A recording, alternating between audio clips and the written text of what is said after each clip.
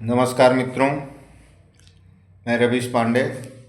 आगामी जीआईसी प्रवक्ता परीक्षा की तैयारी में लगे हुए सभी परीक्षार्थियों की उज्जवल भविष्य की मैं शुभकामनाएं व्यक्त करता हूं और उम्मीद करता हूं कि आप लोग अपनी परीक्षा में शानदार प्रदर्शन करके उत्कृष्ट प्रदर्शन करके अच्छे अंकों के साथ उत्तीर्ण होंगे।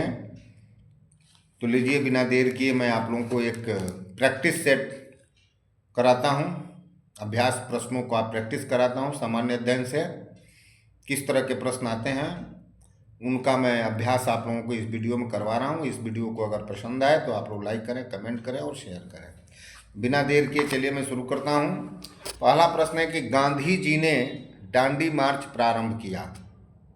इसके लिए 4 विकल्प है कि अंग्रेजों को भारत छोड़ने के लिए, नमक कानून तोड़ने के लिए, विदेशी सामानों के बहिष्कार के लिए और हिंदू मुस्लिम एकता के लिए। 4 विकल्प आपको दिए गए हैं कि गांधी जी ने दांडी मार्च इनमें से किसके लिए शुरू किया था। इसके लिए दूसरा वाला विकल्प सही है कि गांधी जी ने नमक कानून तोड़ने के लिए दांडी मार्च प्रारंभ किया था। दूसरा प्रश्न है, प्रसिद्ध गीत सारे जहां से अच्छा हिंदोस्तां हमारा, ये किसकी रचना है। इसके लिए 4 विकल्प हैं, साहिर लुधियावनी, सर सैयद अहमद खां, सर मोहम्मद इकबाल और बहादुर शाह जफर। तो इसका तीसरा वाला विकल्प सही है कि सर मोहम्मद इकबाल। सर मोहम्मद इकबाल ने इस गीत को लिखा था। चलिए अगला प्रश्न आप लोगों को मैं दे रहा हूं सामान्य ज्ञान से कि भारत अमेरिका परमाणु समझौते पर सामान्यतः विदेशी राजधानियों में मूक प्रतिक्रिया रही है। वह कौन सा देश है जिसने आशंका व्यक्त की। 4 विकल्प है कि चीन, पाकिस्तान, रूस और दक्षिण अफ्रीका। तो इसमें दूसरा वाला विकल्प सही है, पाकिस्तान। नेक्स्ट क्वेश्चन कि प्रसिद्ध उद्योगपति लक्ष्मी नारायण निवास मित्तल 2 इस्पात संयंत्र लगाने जा रहे हैं। आंध्र प्रदेश तथा कर्नाटक में, झारखंड तथा उड़ीसा में, केरल तथा तमिलनाडु में, मध्य प्रदेश और राजस्थान में। तो इसका दूसरा वाला विकल्प सही है कि झारखंड और उड़ीसा में।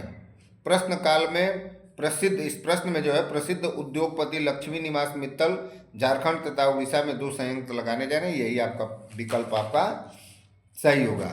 तो चलिए अगला प्रश्न मैं आप लोगों को देता हूँ, बताता हूँ बिना देर किए कि निम्नलिखित में से किसका अंशदान भारत के घरेलू उत्पाद में सर्वाधिक रहता है। कृषि एवं आनुषंगिक क्रियाएं, विनिर्माण उद्योग, बिजली गैस, जल आपूर्ति और सेवाएं। तो इसमें आपका अंतिम विकल्प सही है, सेवाएं। भारत में घरेलू उत्पाद में सेवा क्षेत्र का सर्वाधिक योगदान है, जो वर्ष 2018-19 की आर्थिक समीक्षा के अनुसार 54.3% के स्तर पर है।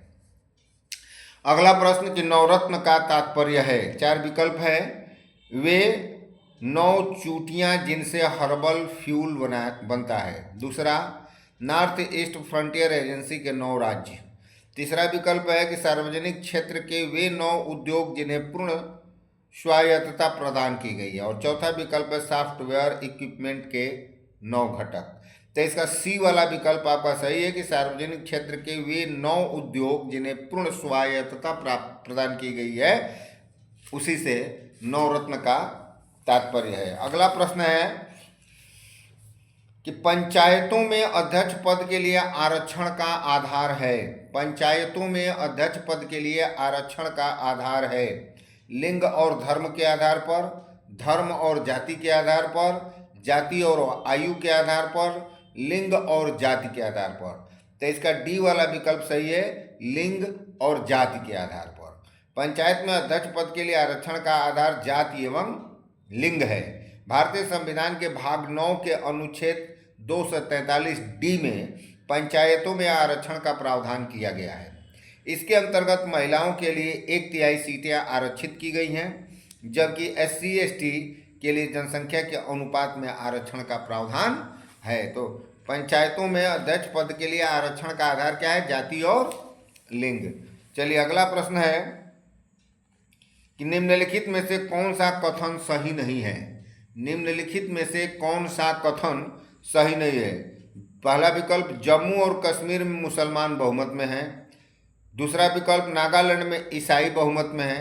तीसरा विकल्प, मिजोरम में हिंदू दूसरा प्रमुख समुदाय है। और चौथा विकल्प, सिक्किम में बौद्ध दूसरा प्रमुख समुदाय है। तो इसका सी वाला विकल्प सही होगा कि मिजोरम में हिंदू दूसरा प्रमुख समुदाय है।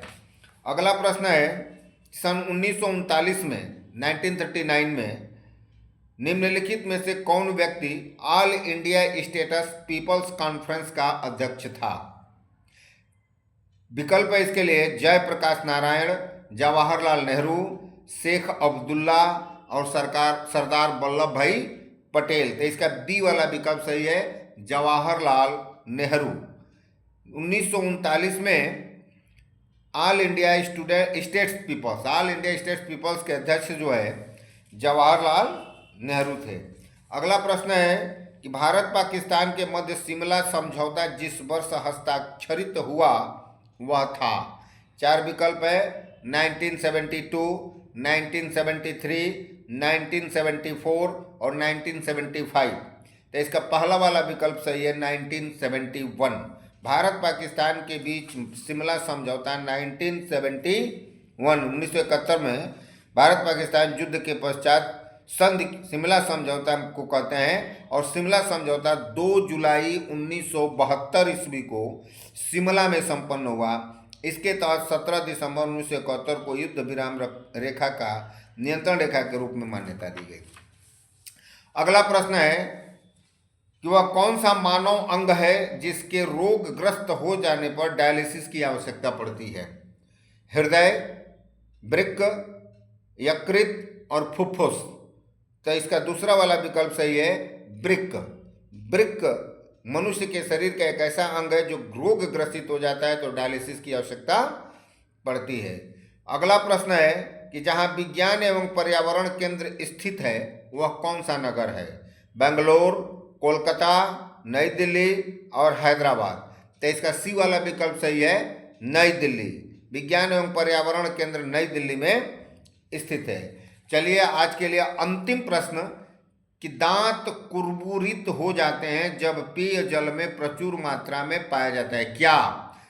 फ्लोराइड, क्लोरीन, मरकरी और जिंक। तो इसका पहला वाला विकल्प फ्लोराइड सही है कि जब पेय जल में अत्यधिक मात्रा में फ्लोराइड की मात्रा बढ़ जाती है तो दांत एवं हड्डियां खराब होने लगती हैं। अब भारत में फ्लोराइड की अधिकतम मान्य मात्रा 1.2 mg है। चलिए मैं इसी के साथ आज की वीडियो को यहीं समाप्त करता हूं और सभी प्रतियोगी परीक्षार्थियों के उज्जवल भविष्य की कामना करता हूं। आगे भी इस तरह के सामान्य अध्ययन के प्रश्न आप सभी के बीच लेकर मैं आता रहूंगा।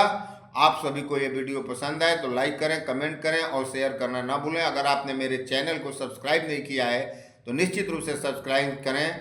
मेरा चैनल देवभूमि क्लासेस के नाम से है। जय हिंद, जय भारत।